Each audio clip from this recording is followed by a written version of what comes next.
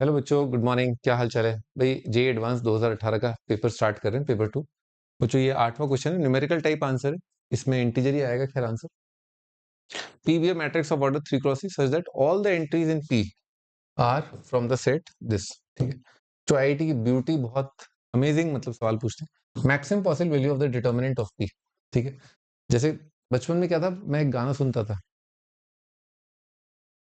साबरमती के संत तूने कर दिया कमाल, दे दी हमें तलवार भी बंदूक, ऐसा कुछ। और बिल्कुल आईआईटी वाले भी ऐसे ही करते हैं, बिना कैलकुलस यूज किए, बिना कैलकुलस का सवाल दिए मैक्सिमा की बात करने लग जाते हैं। ठीक है ना। तो ये बहुत ब्यूटी है आईआईटी की। तो स्टार्ट करते हैं, चलो। Matrix of order such that matrix are from. तो बच्चों, वन अगर मान लो एक डिटर्मिनेंट है बेसिकली, क्योंकि डिटर्मिनेंट एक ही बात है। मान लो बात करें डिटर्मिनेंट की, और उसमें एलिमेंट ले रखे हैं अपन ने, A B C D F, A B C D E F G H I. ठीक है। तो इस डिटर्मिनेंट का वैल्यू अगर निकालें तो यहाँ पर अपने को दिख रहा है कि वैल्यू आता है ए ई आई, है ना, और बी, है ना, plus minus plus B D I B F G plus B F G, और सी डी एच फिर minus A F H minus B D I और सी ई जी माइनस सी ई जी। ठीक है ये। ओके। तो भाई अगर अपन यहाँ पर बहुत ध्यान से देखें, 9 एलिमेंट लिए थे अपन ने डिटर्मिनेंट में। 9 में से अपन ये -1 0 1 किसी को भी अपन सपोज कर सकते हैं। अगर आप बहुत ध्यान से देखें, ये बात अपन ने ऑब्जर्व भी की है कि डिटर्मिनेंट में बहुत सिमिट्री जैसा होता है कि आपके जो 9 नंबर है, जो यहाँ पर 9 एंट्री आप देख रहे हैं, अगर आप यहाँ पर 3 जो टर्म्स हैं जो प्लस के साथ आ रही है, प्लस पीछे उनके, और 3 टर्म्स जो माइनस के साथ आ रही है, वहां पर माइनस है। तो यहाँ पर A B C D E F G H I आपको यहाँ दिख जाएगा। यहाँ पर भी A B C D E F G H I आपको दिख जाएगा। अब मैक्सिमम पॉसिबल वैल्यू के लिए आप क्लियरली देख पा रहे हैं कि ये संख्या जो है 1 या 1 से कम, ये 1 या 1 से कम, ये 1 या 1 से कम। ठीक है। हमेशा मैक्सिमम वैल्यू बना सकती है। गिवन की एंट्रीज आपने ये ली। अब मान लो आपने मैक्सिमा करना है, जो संभावना उत्पन्न होती हुई दिख रही है वो ये कि भी काश ऐसा हो 1 1 1, और ये कितना हो जाए, ये संख्या हो जाए -1। तो यहां से भी कितना आ जाएगा 3। तो जो छक्का दिख गया क्या, 6 जो है मैक्सिमम पॉसिबल वैल्यू, ऐसा लग रहा है, दूर से प्रतीत हो रहा है। ठीक है। और बच्चों अगर अपन इन सभी को आपस में मल्टीप्लाई करते हैं, कि सभी संख्याओं को A B C D E F G H I, तो ये कितना जाएगा 1। बच्चों इन, क्योंकि इसकी माइनस है, इसकी माइनस है, इसकी माइनस है, 3 माइनस, -1 इंटू -1 इंटू -1 कितना आएगा माइनस।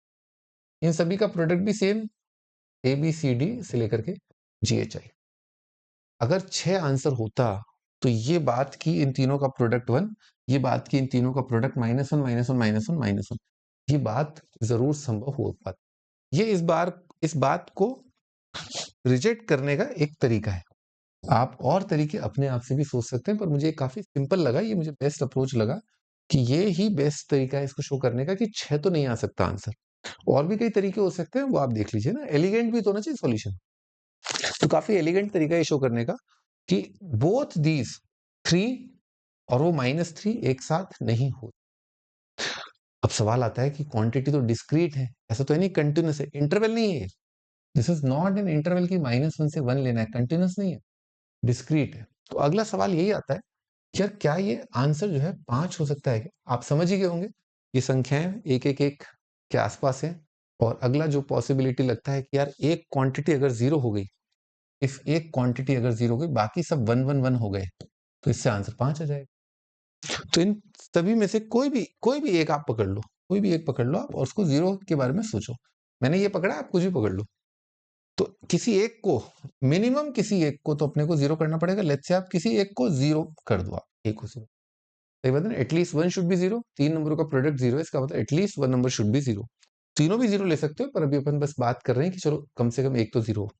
जैसे ही आप आगरा को जीरो करते हो, तो आप देखते हो कि 18 में से, क्योंकि ये 9 है, 18 है, ये 3 3 3 6 बार, तो ए की उपस्थिति 2 जगहों पर, इस वजह से ये 5 भी रिजेक्ट हो जाएगा, क्योंकि ए किसी एक को 0 करने से 2 जगहों पर वो उपस्थित है। तो आपके जो 1 हो सकते हैं ना, वो ज़्यादा से ज़्यादा कितने हो सकते हैं? 4 हो सकते हैं। अब मैं तो बहुत, क्योंकि मैं तो आंसर जानता हूँ, पर अगर अपन थोड़ा-सा सोचें कि क्या 4 वाला जो 1 है, 4 1, 1, 1 खड़े कर सकते हैं क्या अपन? तो एक बार ऐसे ही बना करके देखते हैं, ठीक है? अभी मेरी चेष्टा क्या है, जिस तरह में से मैं एंट्रीज़ भर रहा हूँ, मेरी चेष्टा ये है कि मैं 2 भर दूँ। ऊपर से खोल रहा हूँ, ऊपर से खोल रहा हूँ, और मैं अभी तक क्या कर चुका हूँ? 1 + 1 2, 2 ला चुका हूँ, ठीक है? ठीक है, अब मैं यहाँ पर देख रहा हूँ, ये वाला, ठीक है? ये कैसे आएगा? This into this. तो मैं यहाँ पर -1 ले लेता हूँ, ठीक है? माइनस इंटू माइनस प्लस हो गया, है ना? और यहाँ पर -1 है, तो यहाँ पर +1 होना, ये मैं 1 ले लेता हूँ। इससे क्या हो गया? ये से अपने को कितना मिल गया? 2 और मिल गया, है ना? ये तो मैं फिक्स कर ही चुका था यहाँ से यहाँ तक। इससे 2 आ चुका है, और इस वाले -1 से -1, -1, -2 इंटू -1 अगेन 2 आ चुका है। 2 और 2 4 हो चुका है। अब अगर मैं इस 1 को देखूं, दिस 1, दिस 1, ठीक है? तो ये दोनों ही चीजें क्या हो चुकी हैं? यहाँ से लेकर के यहाँ तक ये दोनों ही चीजें क्या आ चुकी हैं? 0 आ चुकी है। का मतलब 4 तो आ सकता है, आपके सामने ही है, बहुत सादा सिंपल सा एग्जांपल है, ठीक है? एक कमाल की चीज आपको अगर याद हो, है ना? अगर आप आईआईटी के बहुत सीरियस एस्पिरेंट हैं, तो एक बार एक वेक्टर थ्री का सवाल आया था। वेक्टर थ्री के सवाल में उन्होंने पोजीशन वेक्टर देखे थे कि भाई ए आई बीजे सी के जो है, ए आई बीजे सी के और ए बी सी जो है वो बिलोंग कर रहे हैं अपने एलिमेंट 1 और -1 को, ठीक है? और नॉन कोप्लेनर वेक्टर्स बनेंगे यहाँ पर, ठीक है? 8 वेक्टर बनेंगे, आठों बॉडी डायगोनल हो जाएंगे। तो आप अगर कोप्लेनर की कंडीशन देखो, और अगर आप कोई भी 3 वेक्टर लो जो कोप्लेनर ना हो, तो आप देखोगे डिटर्मिनेंट का मैग्नीट्यूड जो है, डिटर्मिनेंट का मैग्नीट्यूड जो है वो 4 आता है। अगर कोप्लेनर लोगे तो 0 आएगा। जैसे ही आप 3 वेक्टर लेते हो जो कोप्लेनर नहीं है, तो आंसर कितना आता है? 4 आता है। कई लोग बोलते हैं कि आईआईटी वाले सवाल रिपीट नहीं करते, ठीक है? मैं नहीं मानता। मैं बिल्कुल नहीं मानता कि आईआईटी वाले सवाल रिपीट नहीं करते।